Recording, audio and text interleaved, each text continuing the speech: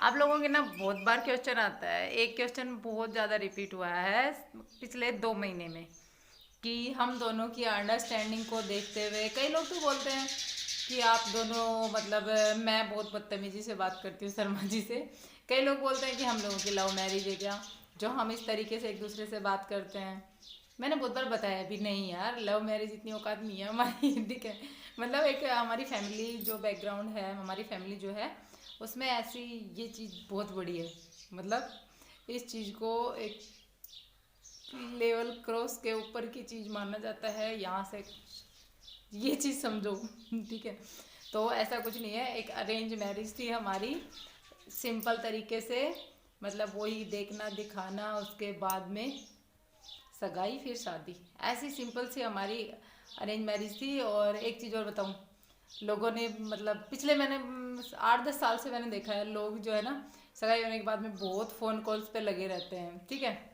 लेकिन हमारे यहाँ कुछ नहीं था ऐसा। मतलब मेरे फैमिली में था, बात करते थे सब लोग, लेकिन हम दोनों ने फ़ोन पे कभी बात नहीं की। पता है क्यों? क्योंकि शर्मा जी का नेचर ऐसा है, खुसट सा। एंगेजमेंट के टाइम पे ही नाराज़ हो गए थे, बिना कोई बात के, बिना कोई वजह के। हालांकि अब नहीं है वो नेचर, उस टाइम पे वो मेरे को जानते नहीं थे इसलिए नाराज़ हो गए। वो हुआ क्या था कि सगाई में ना इन्होंने मेरे को फ़ोन गिफ्ट किया था। फ़ोन पहुंचा मेरे पास, और नेक्स्ट डे जो घर का लैंडलाइन नंबर था ना, मैं मामा के यहाँ रहती थी, उस पर फ़ोन आया। तो इन्होंने सिम डाल के नहीं दी थी उस टाइम पे ना, रोमिंग चार्ज लगता था। तो इन्होंने कहा था, मैं हरियाणा में थी, ये राजस्थान में थे। तो इन्होंने जब सगाई में भेजा था वो फ़ोन भैया के साथ, तो इन्होंने कहा था कि सिम अपने आप डलवा लेगी वो और नंबर दे देगी। मैंने मेरे को ये कहा गया, मैंने थोड़ा सा एटीट्यूड दिखाया, मैंने कहा सिम नहीं है मेरे पास, नंबर भी नहीं है।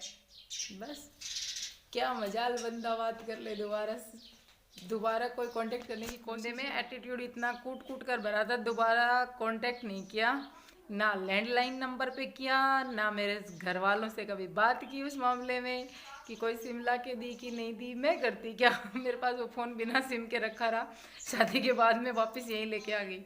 ऐसा कुछ हुआ था, इतना मतलब खुद सट नेचर। दोबारा फ़ोन नहीं किया, मतलब मैंने सिर्फ इतना कहा था कि मेरे पास सिम नहीं है बस। और साथ में मैंने एक बात और बोली थी, मेरे घर में ना फ़ोन कॉल्स अलाउड नहीं है। मैंने सोचा था देखेंगे क्या कहते हैं, मतलब ऐसा कुछ नहीं था, मेरे को नहीं पता था कि ये फ़ोन ही नहीं करेंगे, दोबारा बात ही नहीं करेंगे। लेकिन इन्होंने कर दिया वही काम, इन्होंने बात ही नहीं की। तो मैं अब आप लोगों के साथ में ना, मेरी एक तो सगाई में आप लोग कई क्वेश्चन भी कर रहे हैं, पापा जी को फ़ोन में दिखाऊं मैं आप लोगों को वीडियो में। तो हम लोगों के ना जो जेठ होते हैं और ससुर होते हैं, वो उनसे बहुएं बात नहीं करती हमारे राजस्थान में। तो मैं आप लोगों को ना मेरी सगाई के एल्बम से दिखाती हूँ आज मेरी सगाई में मैं कैसी थी, और मेरा सगाई का एल्बम है, उसी से मैं आप लोगों को सभी से इंट्रोड्यूस करवाऊँगी जो भी मेरी फैमिली में है, ठीक है। तो आप लोग देखिएगा, फटाफट दिखा देती हूँ वो एल्बम, जो कि ये है। देखो क्या हाल हो गया ना इसका। और अरेंज मैरिज थी, ठीक है। दोबारा मत मतलब लव मैरिज जो है मेरी फैमिली में अलाउ नहीं है बिल्कुल भी। वैसे अलाउ तो शायद कहीं नहीं होता होगा, लेकिन हिम्मत भी नहीं है हमारी लव मैरिज की ठीक है। मेरी फैमिली के बाकी में तो कोई नया निकल जाए तो पता नहीं, पुराने जितने भी बच्चे थे उनमें तो किसी में नहीं थी तो यहाँ पे सबसे पहले मैं दिखा देती हूँ आपके शर्मा जी। शर्मा जी देखिए ऐसे दिखते थे उस टाइम पे। मेरा बड़ा वाला भाई जो अभी प्रोफेसर है ना, वैसा दिखता था। और भाई ने तिलक किया था। भाई मेरा मतलब मेरी फैमिली में बड़ा था तो भाई ही तिलक करेगा। हम लोगों में ये होता है कि या भाई करता है या पापा करते हैं, तो भाई ने तिलक किया था इनका। और ये मतलब हमारा झुंझुनू डिस्ट्रिक्ट में पड़ता है, हमारा गांव झुंझुनू डिस्ट्रिक्ट के खेतड़ी तहसील में। बहुत से लोग कमेंट करते हैं बार बार, तो मैंने सोचा आज बता दूं। यहाँ पर मम्मी देखिए कैसी लग रही है, मम्मी एकदम अलग है ना, उस टाइम पे काफ़ी जवान है। और शर्मा जी भी पहले के मतलब आज के मुकाबले में पहले एकदम अलग थे, 10 साल का अंतर हो गया तो दिख नहीं थे ऐसे तो। और इस तरीके का हमारी जो सगाई थी उसमें खाना हुआ था, मतलब एकदम जो टिपिकल जो अपने देसी कल्चर होता है ना, वो है मेरे यहाँ पे। वैसा ही था सब कुछ। टाइल्स बाद में लगी है, देखिए उस टाइम पे ये पत्थर थे, फर्श में पत्थर बिछा रखे थे, ऐसा कुछ था। और ये जो बड़ी दादी वाले हैं ना, ये मेरे नाना जी हैं। इन्होंने ही हमें पाल पोस कर बड़ा किया है, नाना जी ने ही हमारी शादी की है। तो खाना कुछ इस तरीके से बनाया था मेरी सगाई में लेडीज़ में मिल कर के। आजकल जैसे रसोई के लिए मतलब खाना बनाने के लिए हलवाई आते हैं, लेकिन हमारी सगाई में इधर की साइड से हलवाई नहीं थे, मेरे मायके की साइड से थे।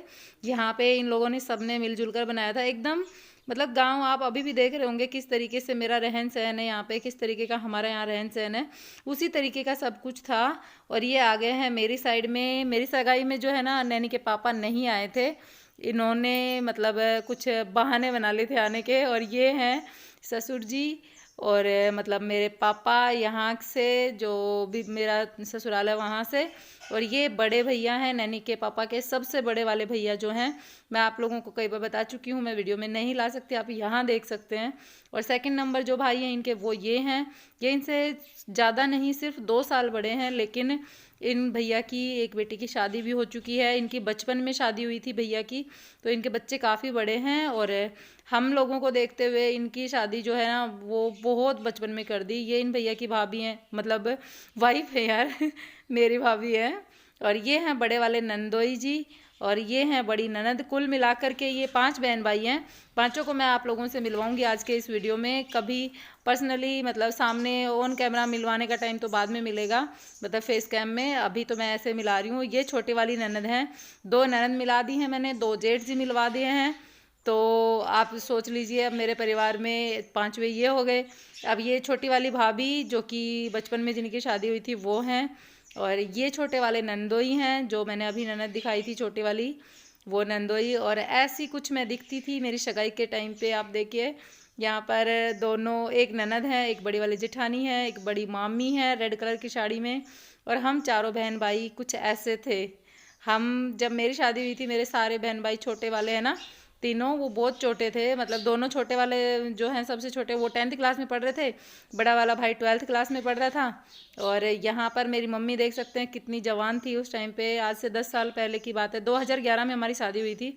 मैं 10 साल मान रही हूँ, वैसे 10 साल हुए नहीं है मतलब मैंने इनको 10 साल ही काउंट कर रखा है।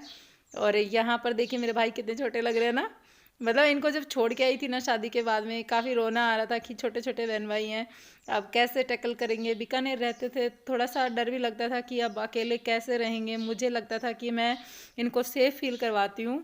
यहाँ पर मम्मी पापा जी सब हैं, और यहाँ पर लास्ट में मेरे को खाना खिलाया जा रहा है, वो मैं आप लोगों के साथ शेयर कर रही हूँ।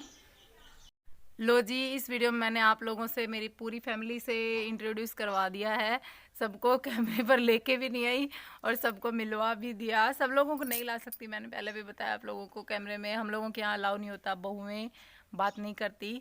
लेडीज़ जो है वो मैं आपको दिखा चुकी हूँ, बड़ी वाली भाभी जो है वो उधर दूर उस घर में रहती हैं, तो वहाँ जाना बहुत कम होता है। यहाँ पर सब रहते हैं तो सब आ जाते हैं फ़ोन में, और सबको मैं मिलवा देती हूँ। और हाँ, आप लोग क्वेश्चन करेंगे कि सगाई में नैनी के पापा क्यों नहीं आए थे। तो सगाई में न आने का कारण वैसे तो बहुत छोटा था, लेकिन इन्होंने उसको इतना बड़ा बना के फिर पेश किया था कि बस पूछो ही मत। मेरे को अंगूठी है ना बड़े वाले ताऊ जी ने पहनाई थी सगाई की अंगूठी बड़े ताऊ जी ने पहनाई थी। मुझे ना मतलब ये बात फील भी होती है कि मेरी सगाई की अंगूठी बड़े ताऊ जी ने पहनाई है, इन्होंने नहीं पहनाई। अब बताती हूँ इनका न आने का कारण क्या था। इनके ना एक पिंपल हो गया था चेहरे पे। देखिए बंदा मतलब अपनी सगाई में जाना कैंसिल कर सकता है एक पिंपल के कारण। एक पिंपल हो गया था, और इन्होंने पिंपल होने के बाद में फैमिली के सामने तो वो बात रखी, लेकिन हम लोगों के सामने वो बात कैसे पेश की बताती हूँ। उधर बोला गया कि मेरी जो जहाँ ये जॉब करते थे, ये पहले नेपाल में जॉब करते थे, तो ये कहते हैं मुझे ना वहाँ से कॉल आ गया, मुझे अर्जेंट जाना पड़ेगा, मैं अपनी सगाई में नहीं आ सकता। और ऐसे करके इन्होंने वो मतलब बात बना दी। और ये एंड टाइम पे जिस दिन मेरी एंगेजमेंट थी उस दिन ये बात इन्होंने मॉर्निंग में फ़ोन पे बताया कि ये नहीं आएंगे। हम लोगों ने पूरा अरेंजमेंट कर रखा था इनके आने का भी, एंगेजमेंट की पूरी तैयारियां हो रखी थी। तो फिर बाकी फैमिली आके और रस्म करके गए, बस गोद भराई बोलते हैं हम लोगों के, वो गोद भराई करके गए, ये नहीं आए। और सारा प्लान चौपट कर दिया, अंगूठी किसी और के हाथ से पहने, फेरे किसी और के लिए सोच सकते हैं आप, मतलब एक लड़की जब इस तरीके से उसको पता चलता है कि जिसके साथ सगाई हो रही है वो बंदा नहीं आ रहा, तो ऐसा इन्होंने किया था। और फिर एक चीज़ और बताती हूँ, ये जो भी करते थे ना वहाँ पर, ये उसके बाद में सगाई के बाद में दोबारा गए ही नहीं। मतलब सगाई हुई और शादी तक ये नेपाल वापस नहीं गए, सगाई हो गई थी, भाई क्या ज़रूरत है जॉब की। यहीं पे ट्राई कर रहे थे, यहीं पे ट्राई करते करते जब नैनी मेरी 3 महीने की हो गई थी ना, जब इनको जॉब मिली थी, जो कि हम पहली बार कर्नाटका गए थे। 3 महीने तक हम लोग रहे थे चिड़ावा में। वहाँ ये छोटी मोटी जॉब करते थे, मतलब कि एक हॉस्पिटल है वहाँ रिसेप्शनिस्ट की जॉब करते थे, वहाँ 3 महीने रुके थे। फिर उसके बाद में हमारी अच्छी जॉब लग गई थी, फिर हम उधर चले गए थे। तो ऐसी थी एक स्टोरी, कुछ है, बहुत सी ऐसी यादें थी इसमें। मैंने सोचा मैं आप लोगों के साथ शेयर करूँ। आई होप कि आप लोगों को पसंद आई होगी, और अगर कोई गलती हो गई हो तो मेरे को क्षमा कर देना, माफ़ी मांगती हूँ मैं आप लोगों से अगर कोई गलती हुई हो तो। और यहाँ बैठी हूँ, अच्छा लग रहा था इसलिए मैं यहीं बैठ गई। पहली बात तो शिवांश बैठा था मेन, तो शिवांश के कारण मैं यहीं बैठ के ये बैठा था, तो मैंने सोचा मैं आप लोगों से यहीं बात कर लेती हूँ। तो चलिए फिर हम मिलेंगे एक नए वीडियो के साथ में, तब तक के लिए bye bye, take care, thanks for watching. Video को लाइक और चैनल को सब्सक्राइब करना बिल्कुल मत भूलना।